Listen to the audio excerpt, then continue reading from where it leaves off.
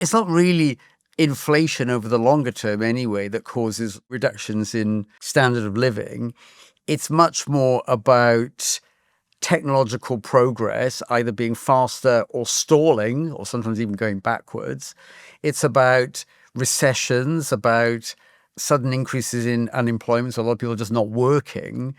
It's about productivity growth, which we were used to in the past before the global financial crisis, growing about 2% and a bit a year. For the last 17, 18 years, productivity growth in the UK has barely been 0.5%. Hello and welcome to the IFS Zooms In. I'm Helen Miller, Director of the Institute for Fiscal Studies. You don't have to be an economist to have noticed that prices have been rising in recent years. Inflation has been high, and as a result, the cost of the things we buy, perhaps most notably food, are much higher than they were just a few short years ago. So today we are going to do a deep dive into the fascinating world of inflation. What is it? Why do we want some of it, but not as much as we've been having at the moment? Why has inflation been high in recent years? And what is the Bank of England doing to get it under control? We'll also look at why inflation matters for the public finances and whether Rachel Reeves was right to say in her budget that she is helping to get inflation under control. To do that and to answer many other questions, I'm delighted to be joined by David Miles, who is currently a member of the Budget Responsibility Committee at the Office of Budget Responsibility, so the official public finances watchdog. And in one of his many important previous roles was a member of the Monetary Policy Committee at the Bank of England. So David is one of the people who has had a role in trying to control inflation. I'm also joined by Peter Levell, who is our Deputy Research Director and our in-house expert on all things inflation. Welcome to you both. Hello. Before we get started, we should make sure that everyone is on the same page about what inflation is. So Peter, Econ 101, what's inflation? So inflation is an increase in the general price level. It's not about the increase in the price of a particular good, it's general price increases. And what that means is, for example, so last month's or most recent inflation figure is 3.4%. What does that mean? That means that on average, prices this year are 3.4% higher than they were last year. Individual goods will go up more than that. Some goods will have gone up less than that. But overall, on an average, they've gone up by 3.4%. Great. And importantly, I think it's worth pointing out for people that when we talk about inflation being lower, we don't mean that prices are falling. Prices are still rising. They're just rising by less than they were if inflation was higher. So inflation is about the rate of change of prices. David, we're going to come on to kind of what's happened and all that kind of good stuff, but you've got a great statistic to share with us. We've got a test for you, Peter, basically. David did this to me in advance, and I got the answer right. So there's no pressure. But David, tell us your fun question. It's interesting comparing prices over really long periods and looking back quite a long way in history. So if you go back 200 years, we're in 1826, and there are certain goods whose characteristics haven't changed very much. Bread is one, beer is another. The price of bread back then, if you bought the same quantity as bread as you get in a kind of standard loaf of bread today, not surprisingly, it was substantially lower. But my question is, how much lower do you think it is? So today, the relatively cheapish 800 grams loaf of bread, sliced bread you can get in the supermarket, costs around about something like £1.50. My question is, how much do you think the equivalent, as close as one could get it, in 1826 might have been? Ooh, okay. 200 years ago. Yep, 200 years. I don't know. I think maybe it's gone up 100 times. So that would be about 1.5p. Not bad, but My guess was 1p. Helen was right. As far as one can tell, it's about 1p. So bread, in terms of pounds of the day, is 150 times as expensive as it was. Pint of ale, 1826, pretty much the same commodities you can get now. We know now, in London it's probably £6, maybe more than £6. Outside London, maybe a bit cheaper, £5.50. What would you think it might have cost in 1826? I think the price of alcohol has gone up a lot more than the price of bread. So I'm going to use that. So I would say 200 times.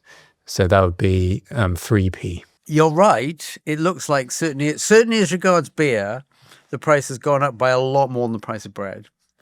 And as far as I can make out, you might have expected to pay in 1826 about maybe a slightly more than a penny. So Right. it's now Wow, 500 okay. to 600. Even more than I thought. So it could be like it's gone up 500-fold, whereas bread's merely gone up, 150-fold. So yeah, we've had a lot of inflation in the last 200 years. So there you go. There's some fun facts for you. And I've learned that actually Peter is not only our expert in inflation, but actually very good at guessing 200-year-old inflation rates. And we didn't read this in advance, but Peter really had no idea we were going to ask about this. Okay, that aside, let's talk more seriously about inflation. Before we come on to what's happened recently, in the last maybe 5 years rather than the last 200 years, David, let's first talk about what we think, what's good for inflation. Like what are we looking for? So I think, the Bank of England is targeting 2%. But why 2%? Why is 0% bad, 4% bad? What's special about 2? Well, there's a good question. Why not 0? And 0 would be just that the price level on average didn't change from 1 year, 1 decade to the next, if you really stuck to it. And it's not a bad question. Why not 0? I think there's a couple of answers to that. One I think more powerful than the other. The more powerful one, I think, is that I think there's a tendency for the quality of goods that we buy to increase sometimes very substantially over time. And you think about laptop computers where they were 10 years ago, or mobile phones where they were 10 years ago, or televisions where they were 10 years ago, or cars where they were 20 years ago, 30 years ago. The quality is just so much better now than it was then. The Office for National Statistics here in the UK tries to make some adjustments for that. I think there's a lot of evidence that they underestimate the increase in quality. So although it might look 1 year on the next that the price of the good is up by, let's say, 2%, quality adjusted, it may be quite a bit closer to 0. And there's a lot of research, particularly in the US, about this quality adjustment effect, which suggests that if measured prices on average are going up 2%, actually quality adjusted, you might be a bit closer to 0. It's basically saying, even if you think you don't want any inflation, actually targeting something, a small positive number, will get you closer to that because of measurement error. Yeah. And we should point at people like, why, I think I know the answer, but why, if we had less than 0, we'd have deflation, we'd have prices falling. That would be problematic. So we want to stay away from that. Well, it would be problematic in the sense that there's lots of contracts that people have, for example, to repay money on a mortgage or some debt you take from the bank. And those contracts are in terms of you've got to pay so many pounds back. And if prices and wages were falling at 10% a year, then what you owe is going up by 10% a year, even if the interest rate was 0. It's quite difficult to have negative interest rates. That doesn't really work. If you think how negative interest rates would work, the answer is they wouldn't. Because if you put money in a bank and they said, okay, you put £100 in today, we'll give you £90 in a year's time, you say, no, thank you. I'll just hold on to notes and coins and I'll put them in a box underneath the bed. So you can't make significantly negative interest rates stick. And debt is denominated in terms of pounds. So if prices are really falling fast, that debt explodes in value. In a sense, that has happened in not recent history, but like 100 years ago, not 200 years ago, in the Depression in the US, that prices and wages are falling in the US. But people had debt, particularly farmers had debt, which was fixed in dollars. So what they were selling as crops was falling in value against the debt that they owed, and it bankrupted a large chunk of the agricultural sector in the US. So there is a problem with significantly negative inflation, and 2 quality adjusted is not far off 0. So that's a justification for 2. And it's interesting now. So many central banks around the world have got an inflation target. Pick 2. I can't think of any that pick 0 actually. I thought one thing you might mention is more of like a greasing the wheels argument, that actually a bit of inflation, if you think you want to reduce somebody's wages, for example, actually reducing nominal wages is quite hard. Actually letting inflation chip away a little bit, it's a way to sort of grease some of the economy. Yeah, I think that's right. Of course, if we really were in a world of consistently 0 inflation, it wouldn't be such a big deal to say to the workforce, look, we're going to cut wages by 1%. It's a bigger deal in a world that we're in and have been in for a long time, which is inflation is rarely under 2. Sometimes it's quite a lot more than 2. So to ask people in that world, I'm actually going to pay you less pounds next month than I'm paying you this month, just sticks in people's throat a bit. They say, whoa, what's that? That must be a substantial reduction in my real standard of living. Yeah, so some norms around that. Also, before we get on to the data, so we don't want negative inflation. Maybe something 0 or small is good. We also don't want really high inflation. Plenty of historic examples of really high inflation being bad for economies.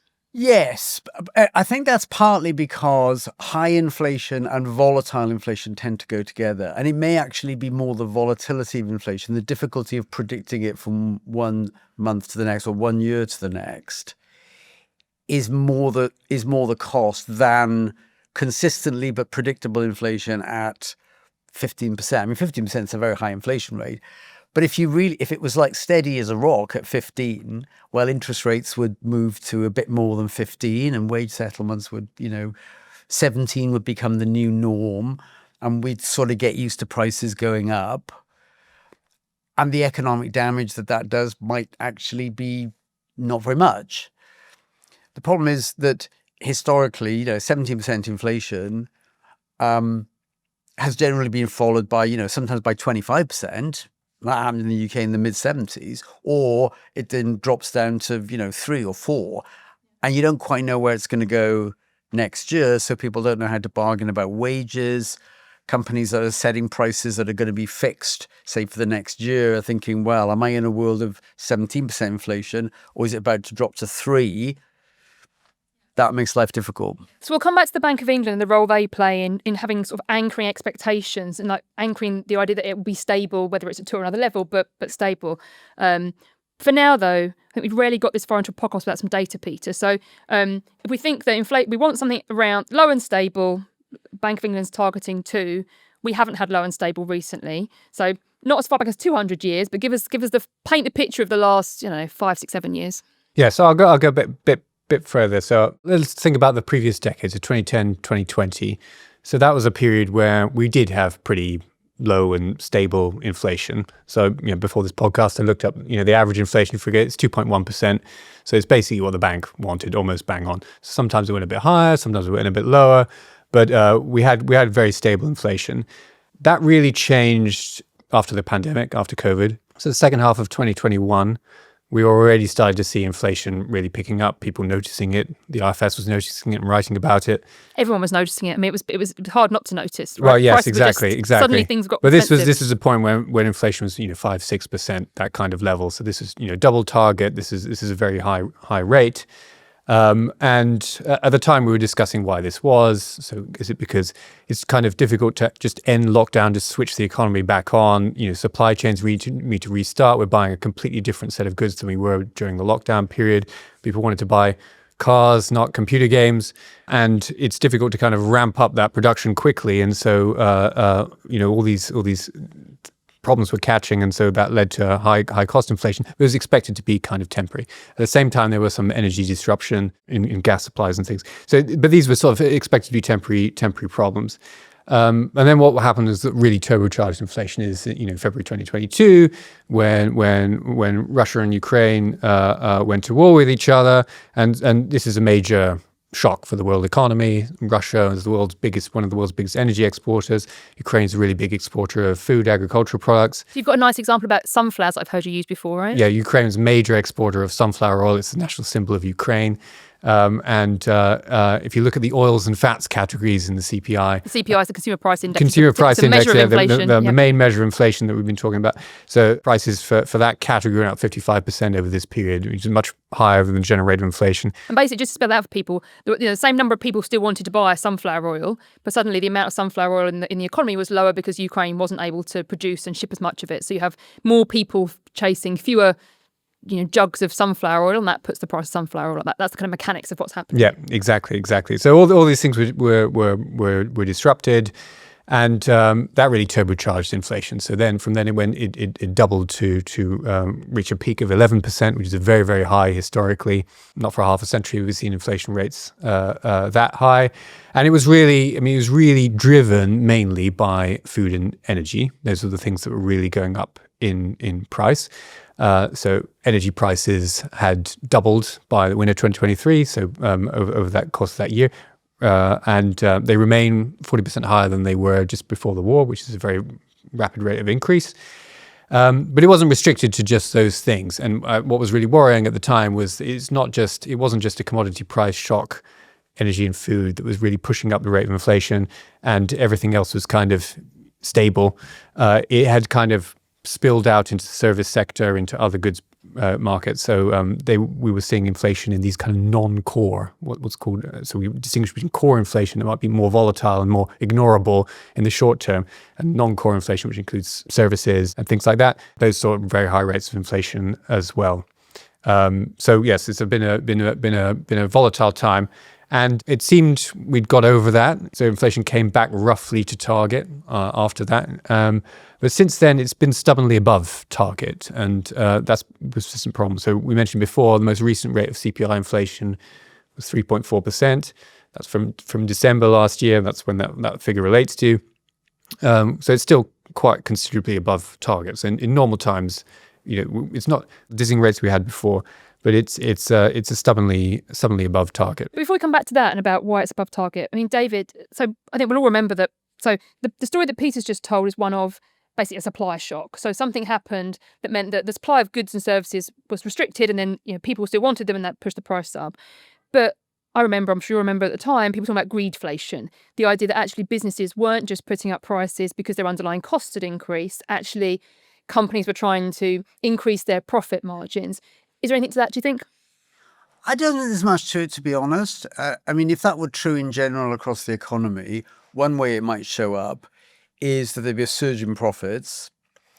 The level of profits relative to the capital employed in the business sector, which is kind of like the rate of return, the profitability rate of the corporate sector in the UK, would have increased and moved to quite unusually high levels. That certainly didn't happen. In fact, the rate of profitability of the UK business sector as a whole has been, if anything, slightly on a downward trend for probably the last 7 or 8 years, and doesn't look excessive relative to the averages of the last 20 odd years. So although people wrote about it a lot and that phrase was in the media, actually, I don't think there was a whole lot of evidence for that. Okay, so inflation was stable across the 2010s and 10s. It went up to this lofty height of over 11%. It's come down, but it's still high. One thing we should talk about, Peter, is the fact that, and you sort of alluded to this earlier, the fact that inflation is going to be different across different goods for different people. It has different effects. It's not just, there isn't a single rate. I mean, we talk about a single rate of the consumer price index because that's a useful shorthand, but there isn't a rate of inflation. Yes, that's right. So the rate of inflation, we said it's an average increase in prices. That's effectively the rate of inflation as it would affect an average consumer. So he buys an average amount of bread, an average amount of ale or beer, and an average amount of flights and hotels, and so on and so forth. But no one consumer spends the average basket, and different consumers spend their money. Different households will spend their money in different ways, and so these price changes that we're seeing are going to affect them differently. And one of the unsettling things about the very high inflation rate is because it was driven by energy and food prices. We know that for lower income households, for older households, they tend to spend much more of their budgets on those kind of things. They're much more, the prices of those things are much more important for them than for other households. And that did lead not only to this high inflation, we can also measure, the degree of inflation inequality, degree to which, people on lower incomes had a higher inflation rates than people on high incomes. And we did see this big divergence actually in this period. So, relative historical standards. So the ONS actually publishes a CPI for different income groups, and that showed about 3 percentage point difference between the lowest and the highest income group over this period. So it's a question of very unequal inflation. That's talking about one dimension of the way inflation is unequal, which is how people spend their money. But inflation has other distributive effects as well. You can think of, so one important thing is that, as we were sort of mentioning, so debts, they tend to be fixed in nominal terms. The value of a mortgage doesn't increase with the CPI every year. And what that means is when inflation is high, people's incomes might go up with inflation. Their debt will remain the same. So for debtors, it's good. It's good for them, other things equal. Whereas people with a lot of savings, the bank doesn't adjust your savings according to what's happening to the rate of inflation. So for them, they'll see a reduction in the value of their savings. And so it's this redistribution between debtors and savers, as well as between different types of households according to what they consume. That's one of the damaging aspects of inflation, is how it can affect different people in very arbitrary ways. But I think the fact that it's had these effects, like you said, food has been a big part of why inflation's gone up. That's affected poorer people. I think that's why, David, we're seeing lots of discussion about inflation being the source of the cost of living crisis. But you said earlier that, it's not necessarily the level of inflation as much as the volatility and other things, and like income matters too, right? So tell us about that. When people say that inflation has caused the cost of living to be squeezed, what they mean in a way is that prices have gone up relative to what's happened to people's incomes.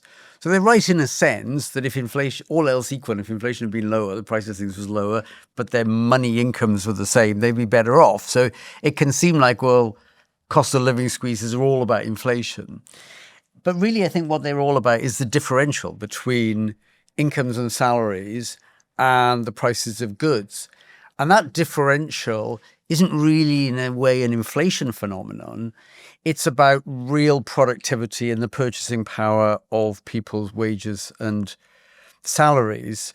I mean, if it were the case, I'm going to come back to my 1826 example. If it were the case that rising prices were the cause of squeezing living standards, well, prices have risen by somewhere between, 200-fold and 500-fold probably since 1826. We would be dramatically poorer than people were then. We're not. We're massively better off. We've got televisions, we've got antibiotics, we've got I'm pretty sure the bread's better and too. cars. At least some of the bread's bread's probably better. I'm not sure about the ale. Who knows? But we're clearly materially hugely better off, even though there's been substantial inflation for most of the last 200 years. Not every one of them, but most of the last 200 years. So it's not really inflation over the longer term anyway that causes reductions in the standard of living.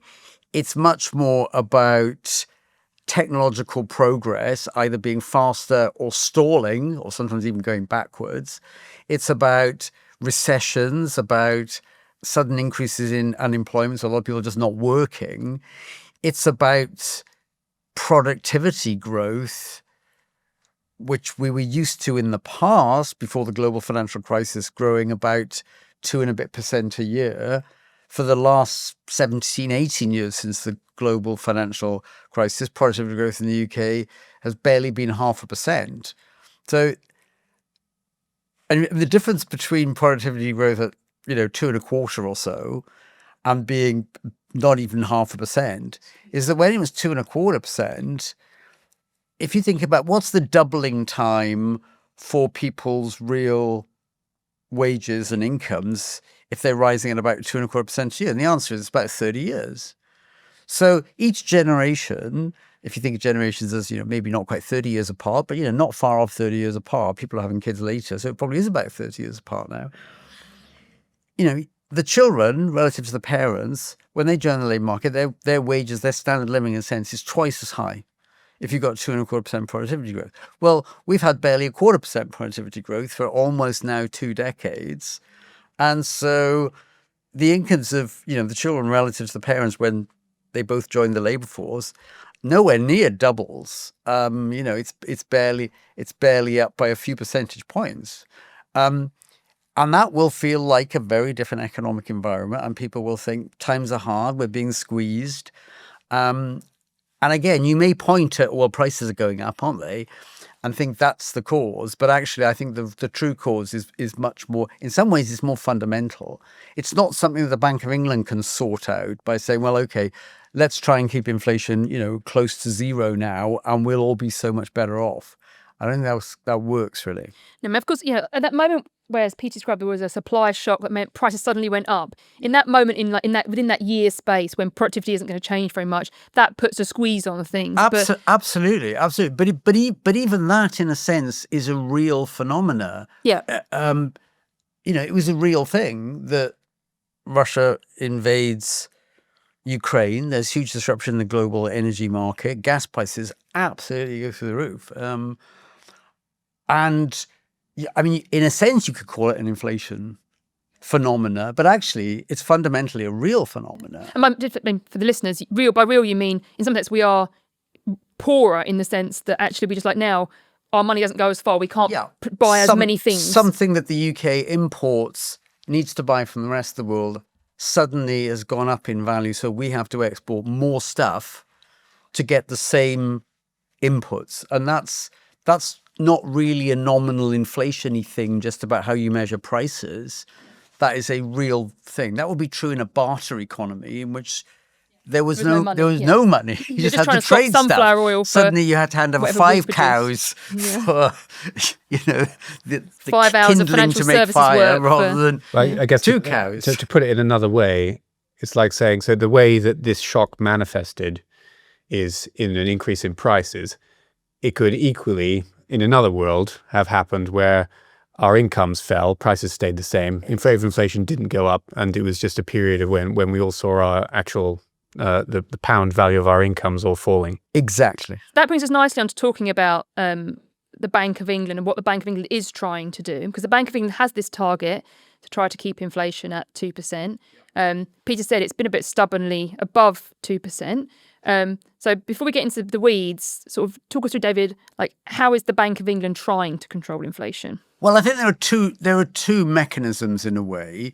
There's the more painless one and the slightly more painful one. The painless one is the world in which the bank builds up a strong degree of credibility that inflation will not deviate much from 2%.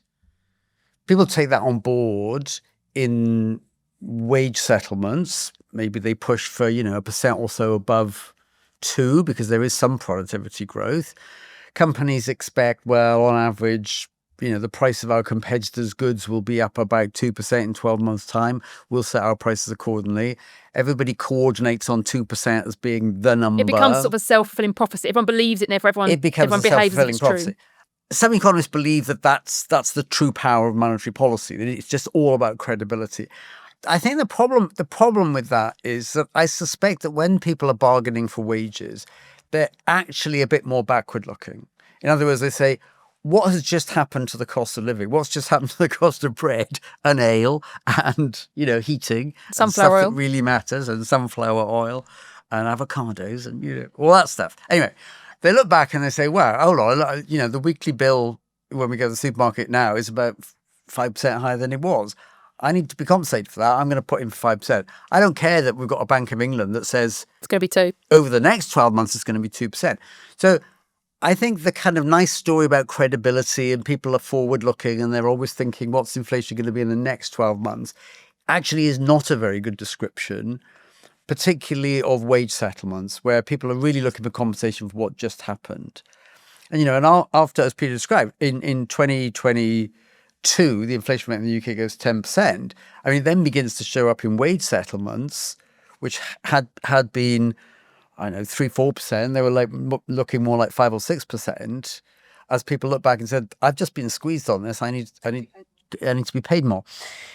Which then brings us back to the second mechanism where it works, which is the slightly more painful way, which is, okay, so suppose inflation does get up to 5, 6, wage settlements are then at, 6, 7 maybe, and the Bank of England or any central banks are saying, right, we just can't live with this. Forget about whether people believe we're going to be able just by talking to bring inflation to 2. Let's just hit the economy on the head with a bit of a hammer at the moment. Interest rates go up a lot. The cost of debt goes up. The housing market starts cooling down. Some companies face a big increase in their cost of funding. Most companies would indeed. They say, well, look, our profitability is being squeezed. We just have to, try and cut back on the scale of our operations. We're not able to sell as much profitably. They're going to try and squeeze wages. They're going to maybe not hire as many people. Unemployment is likely to start rising. That will cool the labour market down. And a world in which unemployment is high and rising, and there aren't many job vacancies, is one in which wage settlements will naturally come down. I mean, people will just say, I'm not going to push for 5% this year. I'm glad I got a job. 2% enough. But I think it's worth spelling out, isn't it? I think for a lot of people, it sounds counterintuitive that you've got a situation where inflation is rising and people feel like there's a cost of living problem. Life's getting harder. And then the bank responds by saying, we're going to make life harder. But actually, exactly what the bank is trying to do is take some heat out of the economy. In a sense, it's trying to dampen activity, it is, so that people stop yes, demanding those higher wages. Yes, that's exactly right. And it's painful because it might involve a period of very low growth and unemployment rising. and the job market looking pretty grim for many people who might lose their jobs, and it's not easy to just walk into another job. And that's the sort of painful mechanism of bringing wage settlements and price increases by companies in a softer market for the demand for their goods. And after a period of, rising unemployment, lower growth, less investment, companies laying people off, inflation will almost certainly start coming down. That's more painful than we've got a credible central bank, just believe us, 2% is the right number, and magically everybody believes it, and the world doesn't need to go through these harsh periods of high interest rates to, burst the bubble of inflation. But historically, quite often, it has needed these high interest rate periods to do that. Actually, it reminds me of when Andrew Bailey, who's the governor of the Bank of England, got into trouble for saying that workers, I haven't got the exact phrase, but shouldn't be asking for bigger pay rises. And obviously, if you're one of these workers that you described, that actually you're looking back, you're saying, I've been squeezed, I want to be compensated for that. You can see why it feels a bit kind of tin-eared. But at the same time, if everyone had just stopped asking for it and stopped creating some of the self-fulfilling prophecy, we wouldn't have had so much of the putting the brakes on.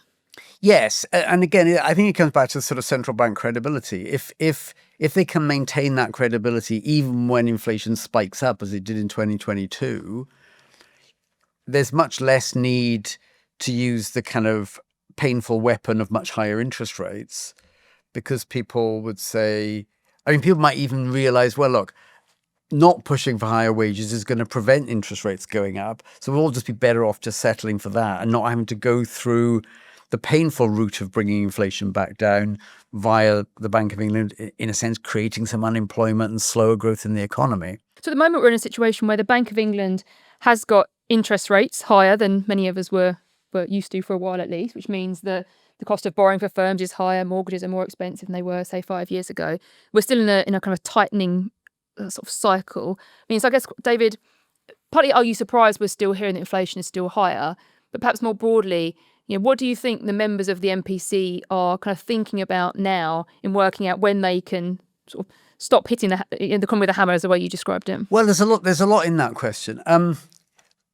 It's true that interest rates, what are they now? Just under 4%, are higher than they've been on average over the last 18 years or so. And I say 18 years because that goes back to the financial crisis. Before the financial crisis, interest rates were like 5 and a bit percent. Yep.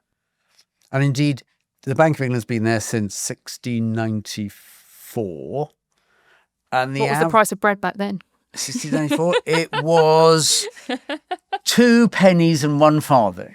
I made that up, but I really wasn't far off. Anyway, so the Bank of England's been setting a bank rate for 300 odd years. The average bank rate turns out to be almost exactly 5 and a bit percent, about 5.25%. So we were lulled into a false sense of security. We were lulled into thinking over world. The last almost 20 years, for much of which the interest rate was next to nothing. It was like 0.5% for many years after the financial crisis, after 2008. I think it was certainly nearly all the time I was on the Monetary Policy Committee, interest rates were at 0.5%. That wasn't moving. But that was extraordinary. A really exceptional period. So if you ask, what's a normal level of Bank of England interest rates? I think 5% is not a bad answer. So where we are at the minute, it's 3.75. Although some people say, that seems high, and it's higher than it's been on average in the last 18 years. In the longer picture, it's, if anything, a bit below the norm. So where does that leave the Monetary Policy Committee? Well, in a bit of a tricky one, because on the one hand, inflation has come down a lot since the days when it was 10, 11. It's still stuck a bit above 2. I can see some members of the Monetary Policy Committee saying, really, do we want to continue cutting interest rates when inflation is still meaningfully above 2%? And it seems to have got stuck a bit there. The argument on the other side, which says, no, actually, the right level is a bit the other side, under 3.75%. Maybe we need to get it down to 3.5%, even 3.25%. is that economic growth has been, reasonably slow in the UK for some years now. The labour market does look like it's slowing down. Vacancies, which had been very high, vacancies in the UK had been as high and sometimes even higher than the unemployment level just a few years back. That's really turned around quite sharply. Vacancies have come down. Unemployment's now going up. It's up at 5% or so now. It was 4% not very long ago. So unemployment rising, vacancies coming down. This is a labour market that looks like it's cooling. So there's a sort of coherent argument which says, okay, inflation is above 2%. Normally, we'd worry about that at the bank and be thinking about how much do we need to increase interest rates. But actually, the trajectory of the economy is rapidly cooling labour market. Inflation might be coming down quite fast. So we don't want to be increasing interest rates now, just as inflation may be dropping back to the 2% level and maybe even undershooting it if we go the other direction and put interest rates up. Who knows? Because you're sort of looking into the fog of the future and nobody's really certain what the inflation pressures will be in the UK, certainly not a year or two down the road, not even quite sure where it'll be in the summer. So that's why, there's a perfectly healthy disagreement on the Monetary Policy Committee at the moment about quite what the right level of interest rate should be. But I mean, worth reminding people that this is, back to what Pete said earlier, this is going to really matter for people. I mean, even ignoring the average inflation rate, it will really matter whether you're a borrower or a saver. Is your mortgage, you roll off a mortgage onto a higher rate. If the economy does cool down more and we get more unemployment, that's also not good for people. So these are really material impacts from these things.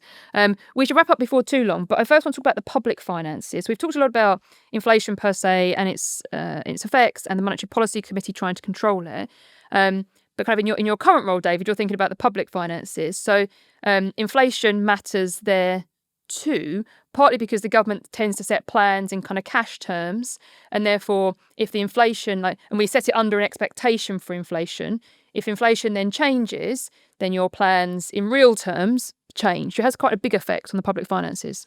It does, for exactly the reason you just said. You set the budget some years into the future. You think inflation is going to be, maybe at the Bank of England target 2%. So you have maybe 2 and a little bit percent increases in some budgets, but inflation turns out to be 4.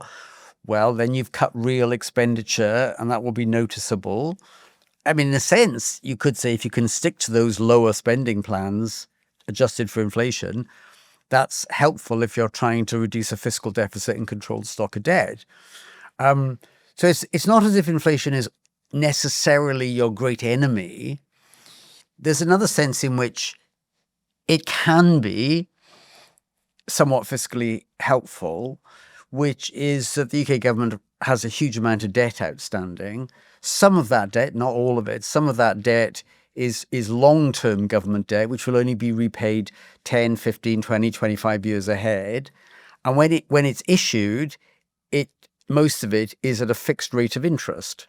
That fixed rate of interest might reflect people's expectations that inflation will be 2%. So they want a bit more than that. So they'll settle to lend money to the UK government for, let's say, 10 years at 3 and a bit percent or something like that, maybe 4%. If inflation then turns out to be materially greater than that, that will almost certainly boost government's money tax revenues, which work off people's nominal wages and salaries, and they'll get more money in. And it will mean that the burden of paying the interest on that debt, which itself reflected people's thinking inflation is only going to be 2%, is lowered. It makes the debt cheaper. So, I mean, that's a way of people might describe it as inflating away the government debt.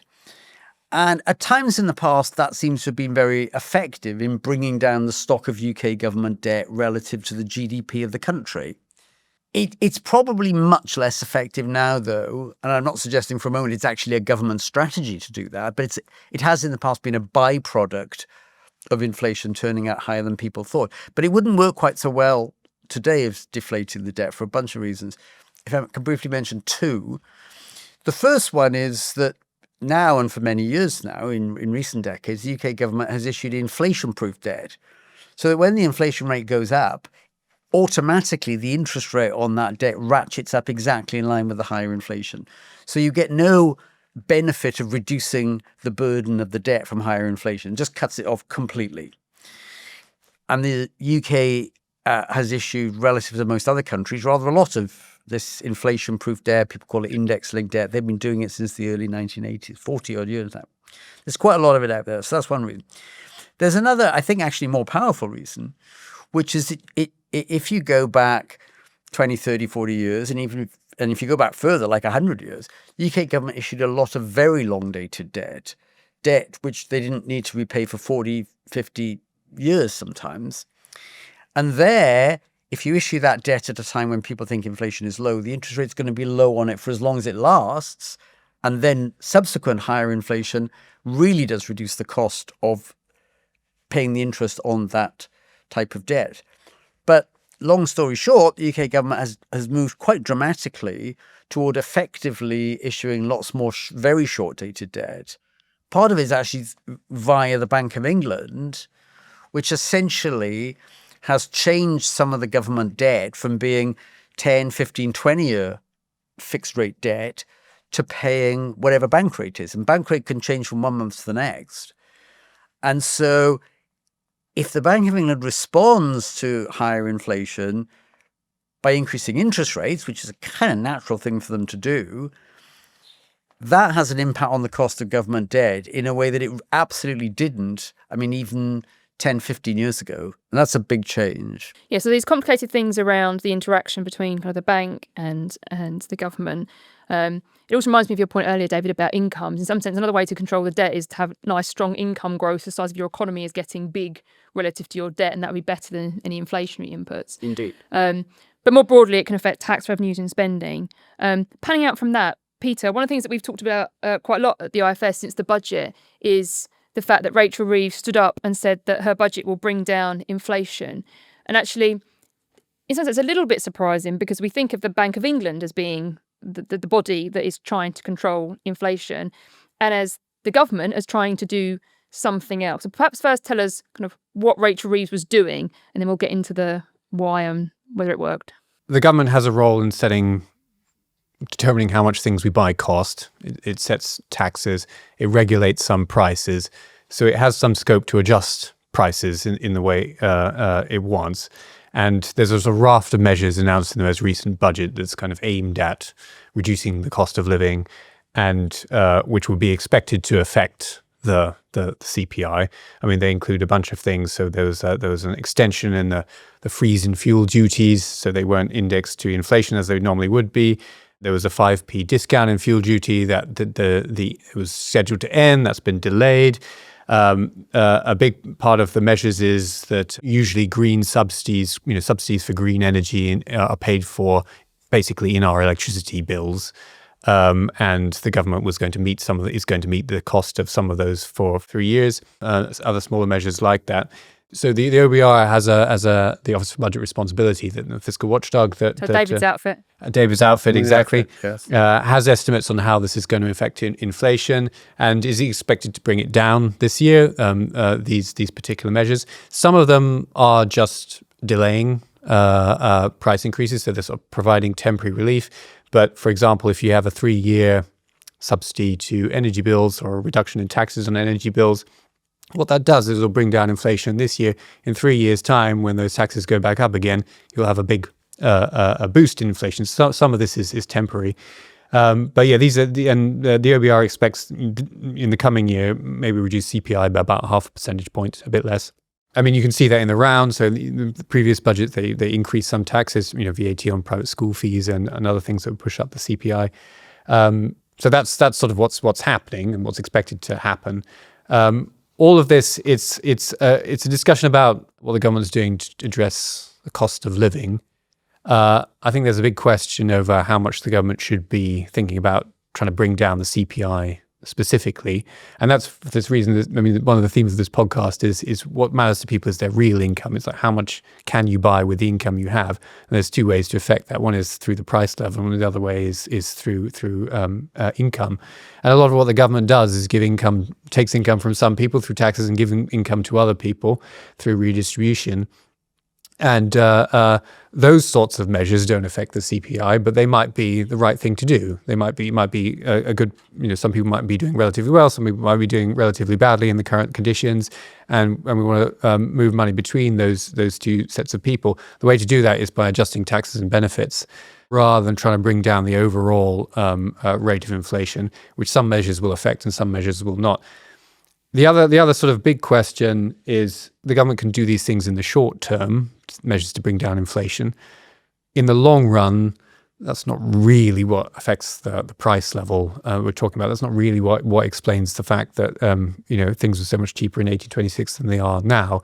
That's to do with the amount of money that's in the economy and the amount of goods it's chasing. If you put more money chasing fewer goods, you will have higher prices. So whose phrase is it that inflation is everywhere and always a monetary phenomenon? Whose phrase is that? I think that's Milton Friedman. That's Milton Friedman. That's kind of relevant here, right, David? I mean, it's what Peter's saying. The government's always affecting prices just through its daily business. It is a bit unusual for the government to be actively trying to sort of reduce the overall price level.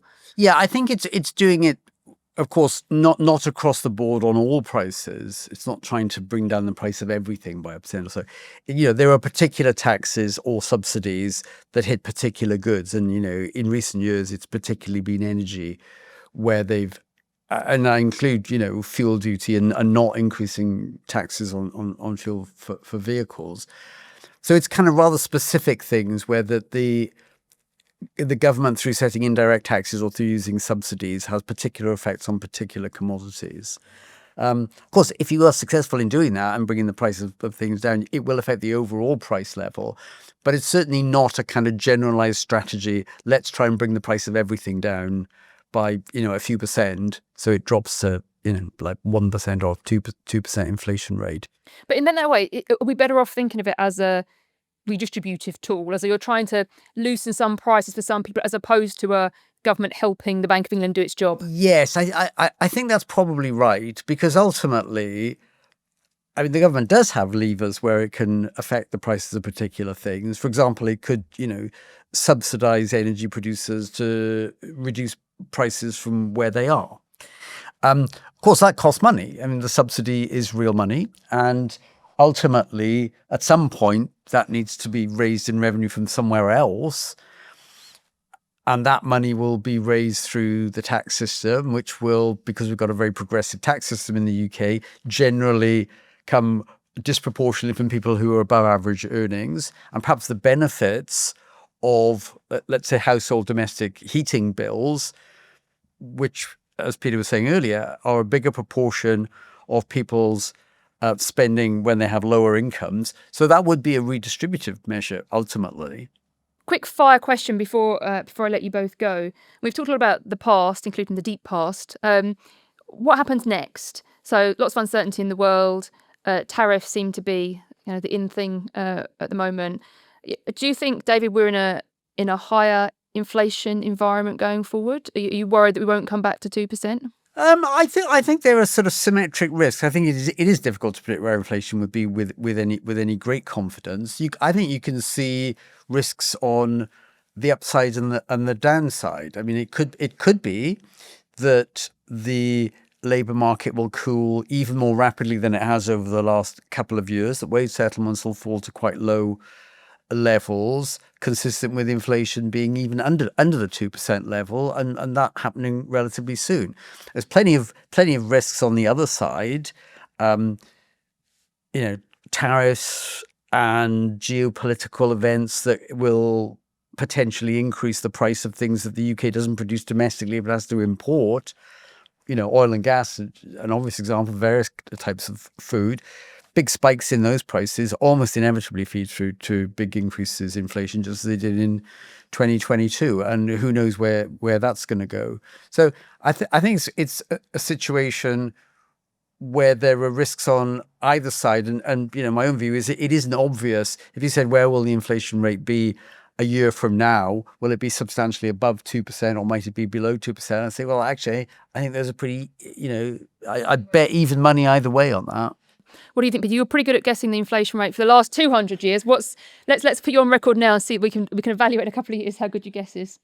Oh, that's too difficult. I think I'm Yeah, a specific guess. I'm gonna butt out, use the same weasel expression. There's symmetric risks. That's a good way of hedging your bets. Isn't it? Well, there's clearly we're living in quite a volatile world. There's clearly scope for more disruption of the kind we've seen in terms of on the sort of supply side. At the same time, there's all this technology changing. Is that going to affect the labour market? Is there going to be a period of high unemployment or higher unemployment while these new technologies are introduced? That's all very interesting. I'd say, I mean, even something where economists have quite good predictions or a good theory to understand what's going on, like the introduction of tariffs. So what if the United States imposes big tariffs? We have a good idea of what we expect that to do with inflation in this country. Those have been upset just by unpredictability. I mean, for example, one of the key reasons that the tariffs in the US might affect UK inflation would be if it affects the dollar exchange rate. I think pre the tariffs being introduced, we all expected the dollar to go up because that's the impact of what tariffs would normally do to a currency, and that would push up inflation in the UK because the pound would come down. And you can buy fewer things with your pounds. But in fact, the opposite has happened over the last 2 years. Actually, it's been kind of remarkable how much the dollar's depreciated relative to the pound. So it's very difficult to make predictions. Which makes it's a nice way to end, to remind people that even very smart people like these two who are thinking about this all the time, don't have crystal balls, and therefore it's difficult for policymakers to know how to navigate with that. Let me wrap up briefly, and then we can say goodbye. So inflation is fascinating, I think, and really very important. We got used to a period of boring inflation in the 2010s. It's not been boring since then because it's been not only higher but also more volatile. It matters for all sorts of things, including distributionally. Different people are affected differently by inflation. I think the fact that Rachel Reeves stood up in her budget and wanted to do something about inflation, as we've just discussed, was not just about trying to control overall level of inflation, but also thinking about some of those distributional consequences. I think if there's one takeaway you might want to take from this, other than all the fun facts about history, it's that what really matters for all of us and for our living standards is real things. So not just how many pounds it costs to buy something, but actually what our incomes, our productivity allows us to buy. How productive are we? What can we afford in that broader sense, which is not just about inflation, but also about our broader incomes. But with that, let me say a huge thank you to David. Thank you to Peter. Thank you to all of you for listening. If you enjoyed our romp through inflation, please do share the episode with your friends. And if you would like to support this or other such endeavours, you can become a member of the IFS for as little as £10 a month. There's a link in the episode description. Thank you.